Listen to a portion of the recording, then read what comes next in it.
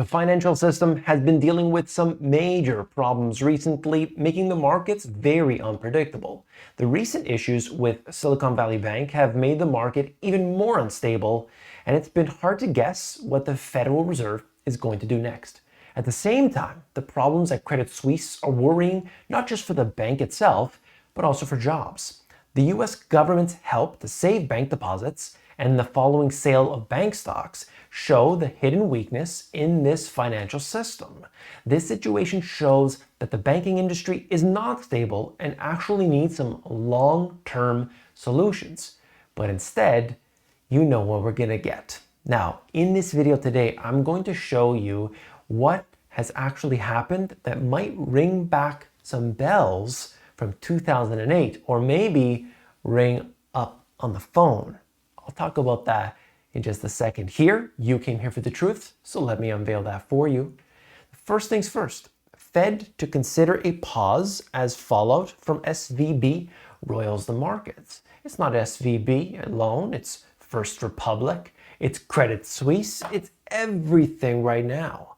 The mid-sized banks, the small banks, they're all under the same conditions, and it doesn't matter where you look.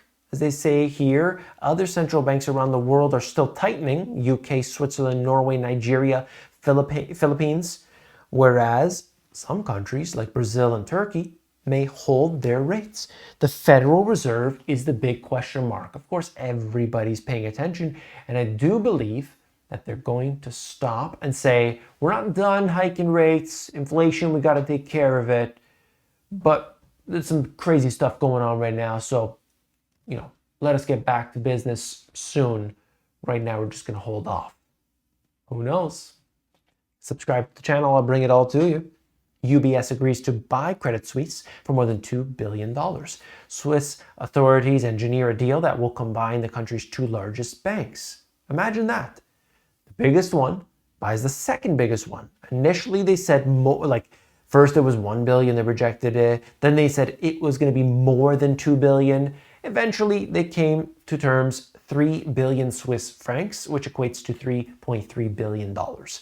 And so at the same time, the Swiss National Bank said, hey, we're going to pull out this lifeline for you, 100 billion Swiss franc lifeline. So if they need any liquidity up to 100 billion Swiss francs, which is $108 billion, well then, it's going to be there for them. Haven't seen anything like this before. It's massive, and of course it goes in with what I covered in the video prior to this one, which is essentially just saying that all the central banks are going to gather together and they're going to make sure that everything is taken care of and so on.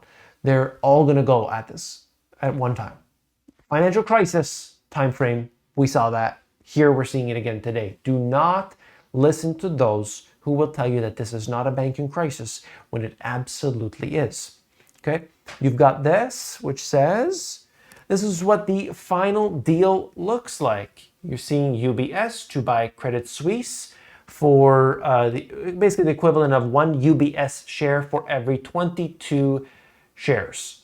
Credit Suisse holders will get one UBS share for every 22 shares. So that's the breakdown. You could see what has happened to Credit Suisse over the years. It's going down and down and down and down. And nobody wants to admit it, but as interest rates were going down, you really take more risk. And we saw that. I saw a lot of these companies doing that.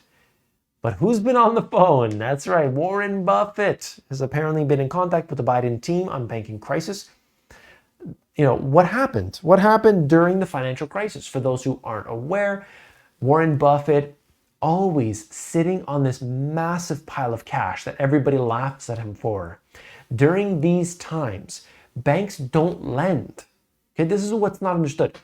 You got a credit crunch, you got liquidity problems. The banks don't lend. So they go to people like Warren Buffett and they say, hey, Warren, we need some cash. And Warren says, absolutely. I'll get that sweetheart deal. That's what he did with Bank of America. He got a massive discount on that. He was waiting. And these guys, they laugh all the time at people like Warren Buffett in 2020 when, it was cool to buy Peloton and, whatever garbage there was. And instead, he's sitting back and saying, no, the valuations are getting crazy. But in a crisis like this, he gobbles up everything. He gobbles up everything. Do you see how it works? Patience, patience. Patience is a virtue. Okay, and so basically he had, Bank of America, all these different things during that time frame, and of course, people didn't realize what it was all about, but you see it. You see it at these times, right? And it takes a long time in that case, but ultimately, here we are. Next aspect is the fact that thousands of city jobs are at risk amid race for Credit Suisse rescue. This is affecting people in the UK, and you'll see that if they got branches there, if they've got, employees, white-collar jobs. Well, what happens when they do a takeover? Credit Suisse and suitor UBS employ around 10,000 people in London between them. So when there's consolidation, they ultimately, a lot of times with the back office and so on, they end up, firing a lot of people. They don't need, middle management in both companies. It's just not necessary. So they cut. Holders of $17 billion of Credit Suisse bonds wiped out under UBS takeover. Value of risky additional Tier 1 debt written down to zero in a move expected to jolt the markets. This is going to be wild. By the time you're seeing this, the markets have already reacted to it. It's chaos. It really is. If they get a nice bailout, if they say money's being pumped in, well, of course, that changes it, but it doesn't change the fact that the market is in chaos right here and now. Wait 10 seconds, lose $1 million in markets rocked by volatility. Big bond moves in a flash can make or break a year for traders. Waking up at 3 a.m. and trading nonstop, nerves are on the edge. You see this going on right now. Huge swings in the market. It's crazy. Well, this is a different Warren, not Warren Buffett, but Senator Warren ramps up criticism of the Fed chair, quote, he has failed. You know what the failure is? It was keeping interest rates so low for so long, and nobody told them anything different. Nobody said, hey, you're probably creating a lot of inflation and a lot of risk taking and a lot of crazy things would happen. Nobody said anything because, hey, the inflation levels are low and unemployment, hey, it's doing well. Why do we need to worry? But now we see the chaos and the craziness as interest rates have to rise to stomp down that inflation. But everybody just points to the fact that, well, during these times, you tend to have a recession that's going to put people out of work. So don't do that. Are you crazy? Do you understand what a hyperinflation is and how fast it could come? You've got to stamp down on inflation. This is crazy talk. Constantly nonsense coming out of every angle. But don't worry, you still got the talking heads out there. This is not a Lehman moment. Well, it's not Lehman moment. It's not Lehman. It's different. It's a different scenario. But is it okay? That's what they're trying to get at. It's not a Lehman moment, therefore don't worry. No, it's its own problems. It's its own concerns that are happening that are what you should be worried about. First Citizens in talk to acquire Silicon Valley Bank. We'll see if that happens. The buyouts happening, the bailouts are happening, the bail-ins are occurring. First Republic gets $30 billion in deposits from 11 major US banks. This was from earlier, a couple days ago.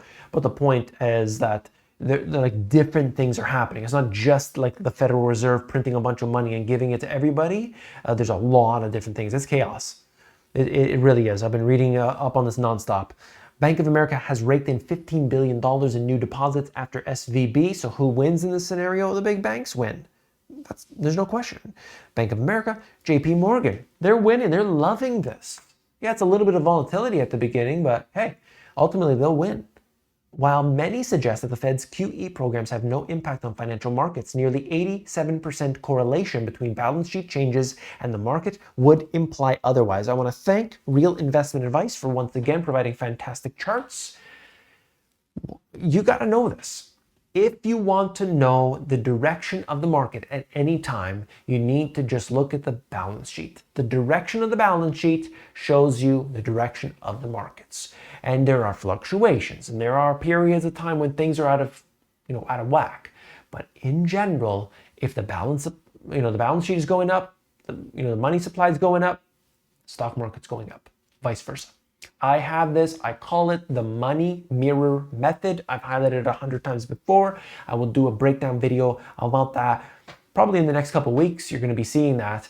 I'm trying to, make sure that I get that all, the exact right information that I want to share with you, so that nobody's confused about what it is. But I think you get the point.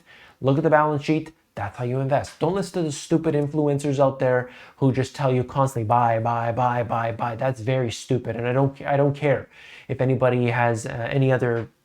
They don't like to hear that. It's stupid to know that there's a crisis going on, or that the Federal Reserve is increasing interest rates, inflation's heating up, and everything, and they're just telling you buy. It's just it's idiotic. It's dangerous, and in my opinion, people should be expecting an apology from these people. Mortgage rates are reeling after SVB's sudden collapse. And basically, of course, you're going to have this. I'm watching mortgage rates that went from over 7 to under 6. Then they went back up heading towards 7, and they're coming back down again. All of this is really directly related to the bond market. Why is this happening? Well, the expectation is that the Federal Reserve is not going to increase interest rates. And in fact, they're going to start cutting interest rates. That's why we're seeing what we are seeing with mortgage rates. Because the mortgage rates are able to react before the Fed funds rate, the main interest rate of the United States, the Federal Reserve, to happen. So they can react proactively, let's say. And that's what we're getting at right here today.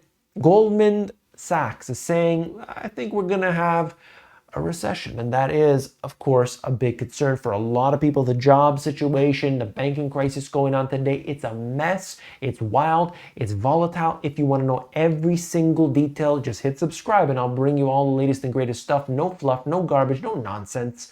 What I'm here to do is give you the information that you need to make the right choices for yourself. If you want to know it all, you just got to subscribe. I'll see you tomorrow. Take care.